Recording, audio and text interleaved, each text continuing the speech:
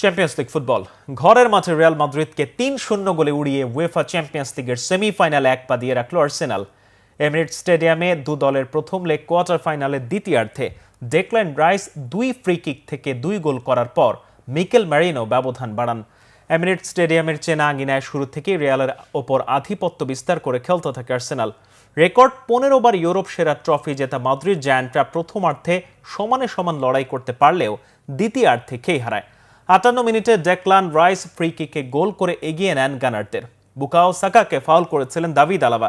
70 মিনিটে সাকাকেই ফাউল করে হলুদ কার্ড দেখা এদুয়ার্দো কামাভিঙ্গা ছিটকে যান ফিরতি লেগ থেকে। এবারও ফ্রি কিকে গোল করেন ইংলিশ মিডফিল্ডার। ডিফেন্ডিং চ্যাম্পিয়নরা ম্যাচে ফেরার মরিয়া চেষ্টা চালায়, কিন্তু 75 মিনিটে মিকেল ম্যারিনো আর্সেনালকে তৃতীয় গোল উপহার দিয়ে রিয়াল শিবির স্তব্ধ করে দেন। বাকি সময়ে তেমন কোনো সুযোগ তৈরি করতে পারেনি কোনো দল। আগামী বুধবার রিয়ালের সান্তিয়াগো বার্নাব্যুতে হবে কোয়ার্টার ফাইনালের ফিরতি লেগ। চ্যাম্পিয়ন্স লিগে 2006 সালে আরেকবার দেখা হয়েছিল দুই দলের। দ্বিতীয় রাউন্ডের সেই লড়াইয়ে রিয়ালের মাঠে প্রথম লেগ 1-0 গোলে জিতে ঘরের মাঠে ফিরতি লেগ গোল শূন্য ড্র করেছিল গানাররা।